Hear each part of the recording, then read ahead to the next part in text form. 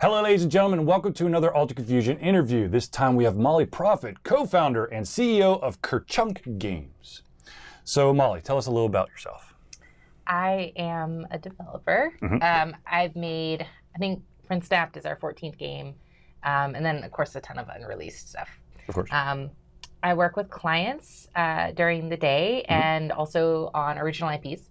It really kind of depends on who wants a game and what they want made. My specialty is in mobile, and our team's specialties in mobile. So with the exception of Leah, who's kind of runs the gamut, she's done 3D modeling, so she's touched film and different areas. And yeah, before I did games, I actually worked in the film industry. Oh, cool. So tell us a little bit more about Ker-Chunk Games. We were founded in 2014. This was before the Gamergate stuff. So I tell people that because I'm like, people are like, did you create your company? Because no, I created a company because I wanted to make a business. And I think it's really problematic to kind of use a movement to talk about businesses that already existed. Right. One, because that wasn't a problem that just came about in 2014. Right. We wanted to create games for women because we just didn't feel like there were enough experiences that tailored to that market on mobile. And I still don't think there are. At least I don't think there's a lot of innovation being done in that space. And so we said we want to focus on puzzle games right now for women on mobile, and we want to innovate in that space. And how are we going to do that? Over a portfolio. And to do that, we have to take on client work. Of course, of course. So how many people do you have at Ker-Chunk right now? So we have 3 people who are kind of there full time, and then we have independent contractors that we'll hire as needed. And we've had tons of people contribute to our project, PrinceNapped. We actually had 11 different people who touched that. Wow. So it depends on, you gotta do what you gotta do to get your games made. Oh, absolutely. And some people, independent contracts, sometimes we do rev share. It really depends on who we're working with. So you've mentioned PrinceNapped. So where can people play PrinceNapped? PrinceNapped is currently available on Facebook at apps.facebook.com/PrinceNapped. It's just like Kidnapped, but instead of kid, it's Prince. The idea behind the game is that a prince was kidnapped and you have to rescue him in every level. It's going to be on mobile, though, very soon. I hate giving dates. Well, only because we're completely self-funded, which means it's always fun. So by mobile, are you saying iOS, Android? iOS and Android, but iOS first. Okay. Yeah. Android's really big market, tons of different devices. So almost every project I've done and been on has been iOS first. Or at least simultaneous. If there's enough budget for it, then we'll do simultaneous. So with this game, PrinceNapped, or basically your company or yourself, what is the biggest hurdle that you've faced to date? So we were just talking about this before we started recording. We don't quantify ourselves as indie or qualify ourselves as indie. And the reason I say that is because we are open to different things for different projects. So if we have a partner come in that wants to hire us, that project may not be an indie project. It may have other relationships that make it really different. It may be a big studio that's outsourcing or whatever have you. Right. But PrinceNapped was indie. And what I mean by that is it's completely self-funded and bootstrapped. We did not raise anything. We tried to do a raise, but if you don't know anything about the Atlanta investment scene, they're really nervous about investing in games here, just in general. It's not even there's the issue of raising money as women is really hard, but just in general, games here, even the big studios did not get investment. A lot of the studios here are bootstrapped. And honestly, it's a safer thing to do that. Right. Well, I mean, for investors, it's safer to see you succeed bootstrapping first. And right. Well, I mean, I think, I'm trying to think off the top of my head, I think Hi-Rez had a backer who basically said, I want this type of game to kind of start it off. Well, so, I mean, this is all public. The original founders had $30 million. Yeah. And just were like, we want to make a game studio. Yeah. That's not the same. Right, absolutely. No. Doing a raise. No. I started off with, I think I had $15,000 in savings. That is super tiny, and by comparison, but I know there are probably some people out there who are like, "Oh my God, that would be awesome if I had that." But literally, I spent all my savings to create my business, and that didn't even cover other people. So originally people, they own part of the business. We all put in it. I was the only one that put money in it. Other people put time. I put time and money. And now we've spent more than that. But that's what you need to even just pay your licenses. Right. Like Unity license is $150 a month for one seat. At the time it was a little different. Like everything adds up. You end up at bare minimum, if you're going to create a business for just you, you alone, you're going to be spending $1,000 a month. There's no way around it. Right, as a development studio. If you're doing hosting or anything, like there's services out there though. If you have any questions about that, we can talk. Well, I could just tell you, Ultra Confusion, thankfully, is not $1,000 a month.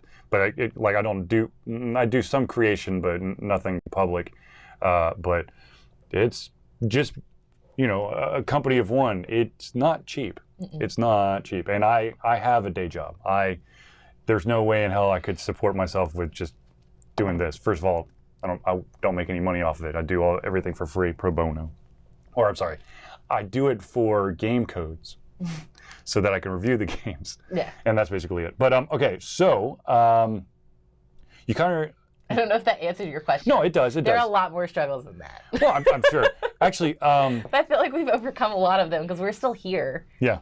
And we launched a game.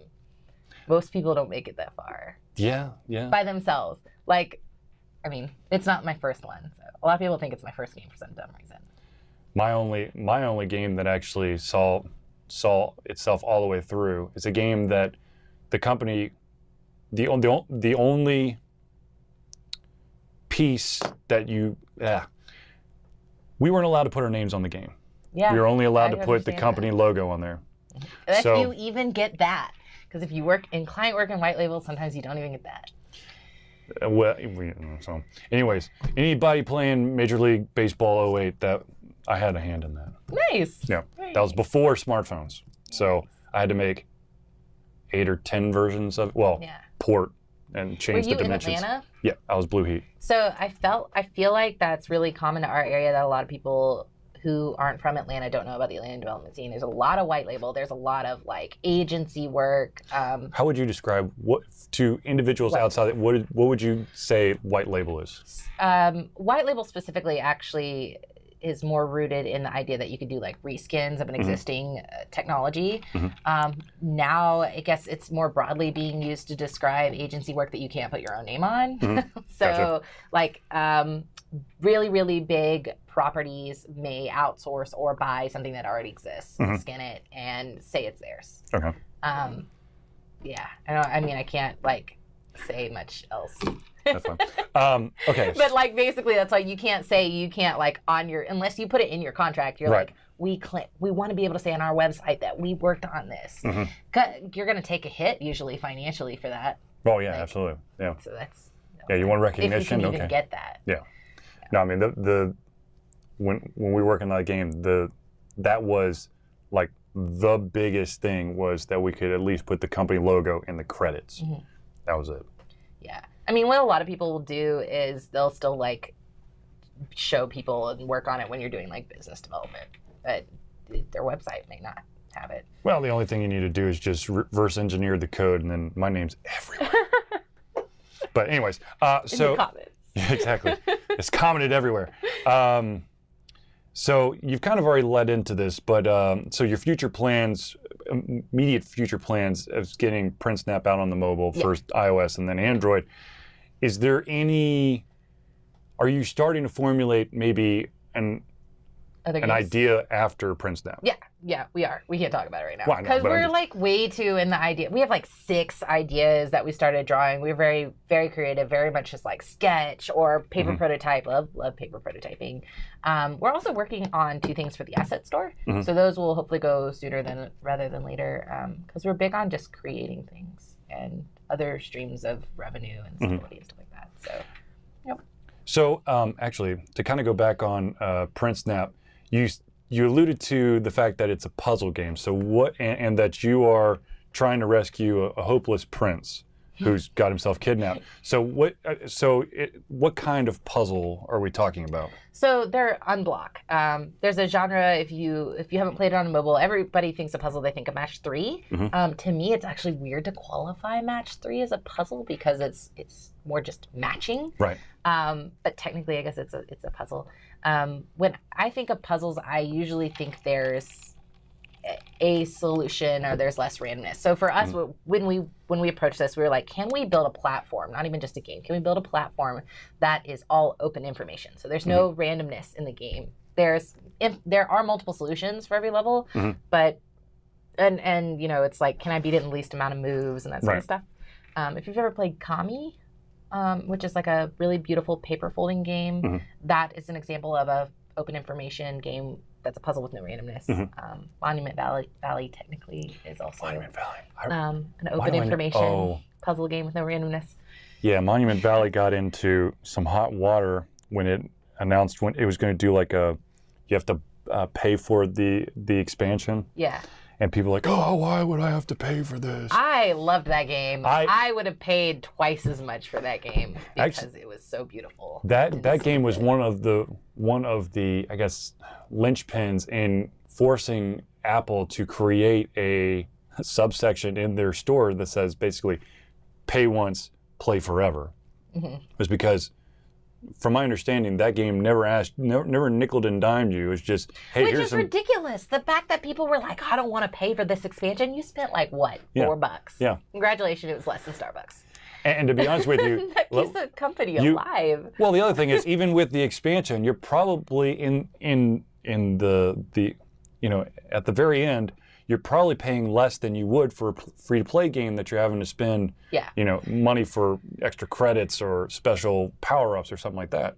So, you know, it's just that it's that one-time drop where you're like, well, why would I want to pay $5.99? Yeah. Where I could pay 99 cents for 15,000 gold or something in another game. I think there's room for both of those things to exist in the App Store. And I think that we are still, even though the iPhone's now been out for long enough, you would think we would have figured out some of this stuff. We're still figuring out some of it. I would hazard to guess that some people are trying to figure out, and other people is basically going with the mindset of, if it ain't broke, don't fix it. Yeah, but it's going to become broken. I hope. Because that's the thing. The thing is, like, people's attitudes are constantly evolving on what they want to spend money on and what they're okay with.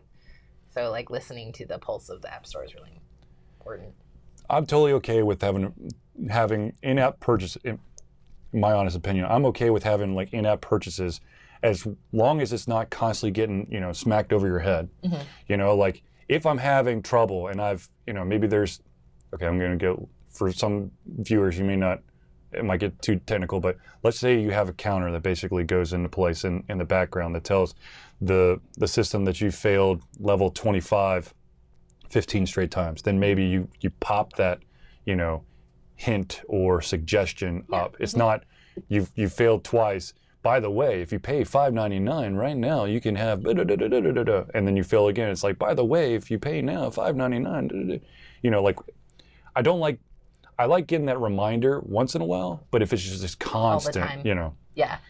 I mean, that takes time to figure out too, because then you're balancing how many times are we actually okay with people failing? Because I saw there were some people that played the Facebook version of our game that literally failed, and we were still, the reason we released it on Facebook first is because we could push builds faster. So on mobile, it can take 1 to 2 weeks to get through the approval process, and it was important for us to get that information to be able to balance it, the difficulty. Because what we saw when we first launched was that our game was way too hard.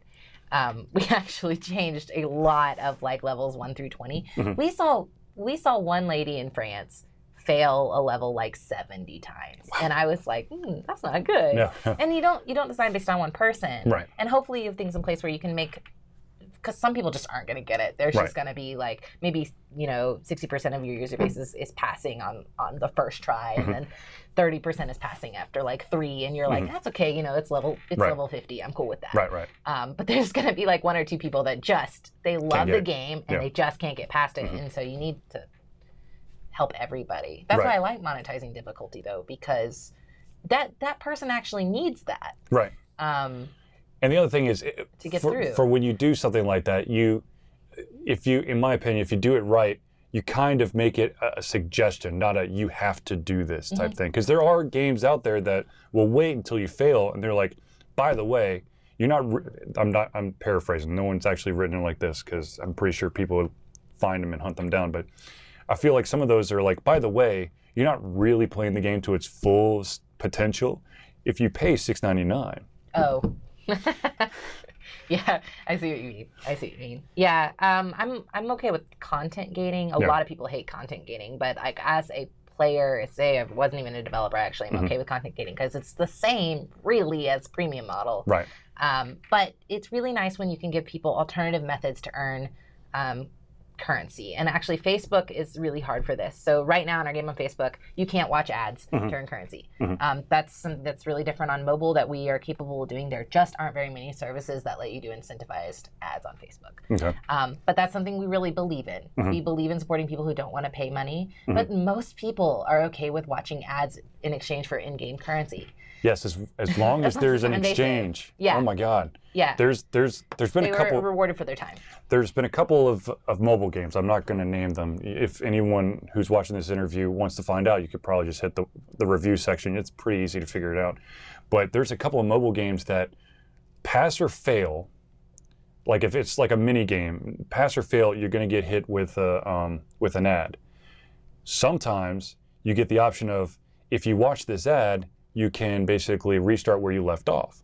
And sometimes, like, I don't want to restart where I left off because I did terrible. So I'll exit the menu. Ad. Oh, yeah, that's a fine balance. Totally depends on the game. I'm like, but I just want to go, like, why are you penalizing me? Like, if I knew that I had to watch an ad, I might as well just watch the dang ad and just continue where I was.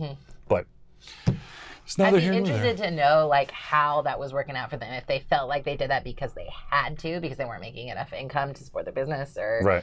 I mean, at the end of the day, we're all people. But it's tough because making it worse for users. Do you still play that game? No, God. Yeah, so that's like not good either. No, because there's the thing is, and this is just what's happening is on any platform you're going to find a lot of games that are basically the same with small little tweaks. Yep. So one game is going to basically inundate you with ad after ad after ad, and there's going to be one that maybe throws an ad here or there. I'm going to be playing that one and not even if the one that's throwing ads at me 24/7 is the more well-known property or has more publicity. I can't deal with, especially if it's like a minute ad that you can't skip. There was Mike Acton, if y'all follow him on Twitter, he's like the engine director for Insomniac. He's awesome. He would always post these questions, like really deep questions on Twitter, and everyone would respond with their opinions. And there was one time, for some reason, I just like went on a tangent about like how I actually didn't like incentivized advertising, but I still use them. But just to me, it's really ironic that we use them because they're like, go look at this other person's game. Yeah. It just is so counterintuitive to, we want you to stay in our game, but we're showing you ads to leave our game. So like, why? And actually, that's the reason why that person's going to make a lot of money. So ironically, you stating that kind of reminds me that I have 2 games on my cell phone that I got because of the ad and never went back to the game. Original game. Yeah. So I was like, oh, damn, that looks really cool. Hurting our retention both ways. One, showing too many ads, but also just by encouraging people to go do other stuff. I prefer trailers, like movie trailers, things where it's like you literally would need to get out of your chair and go to the theater to go consume this experience. Right. But for the most part, it's usually games. Yeah. I've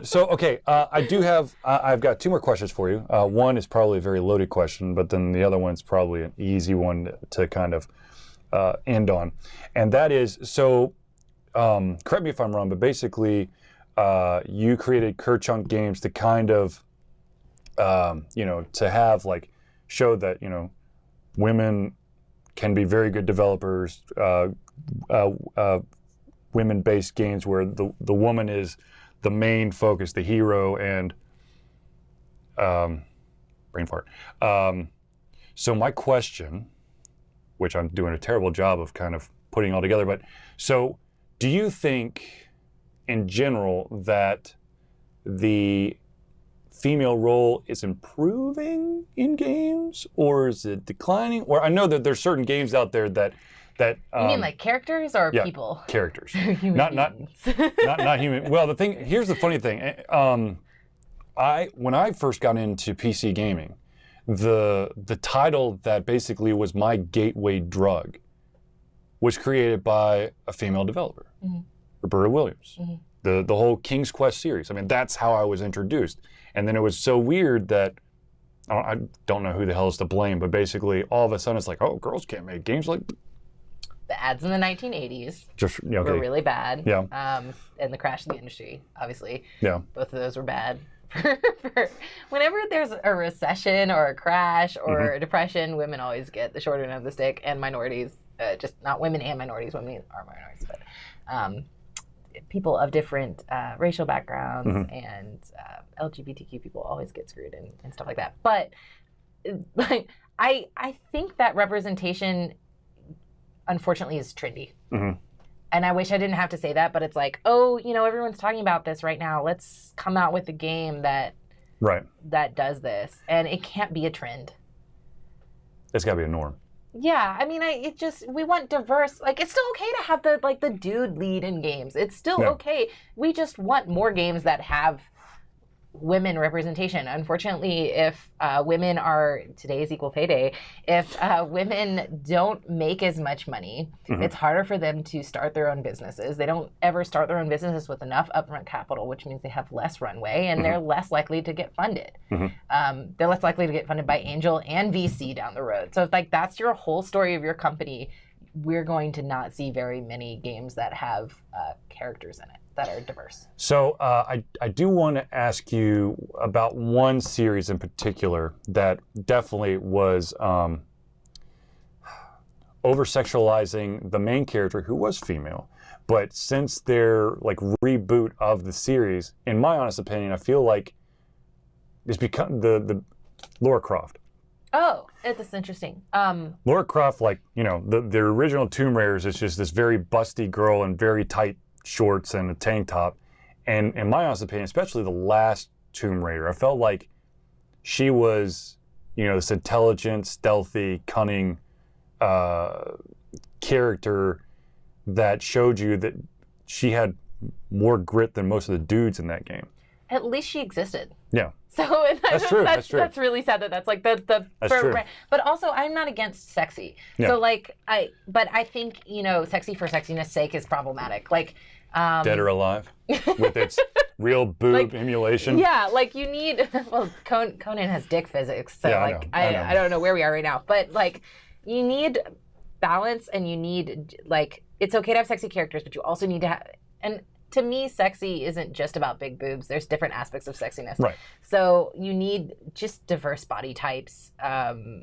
Sexualization's interesting. So Lara Croft, she's still a female lead. The new movie's going to be interesting because they are working on another movie. Yeah. And they've done movies before. Right. But they've really changed that character a lot. They're very much. She didn't feel like the story and the stuff that she was trying to do in her games was supported by the clothing that she wore, and it felt like sexiness for sexiness' sake. Right. And they're working on that problem. To me though, she's still sexy. Yeah, absolutely. In the way that she is, if not even more so, because they've actually done studies on this of less is more, or more is, you know what I mean? Right.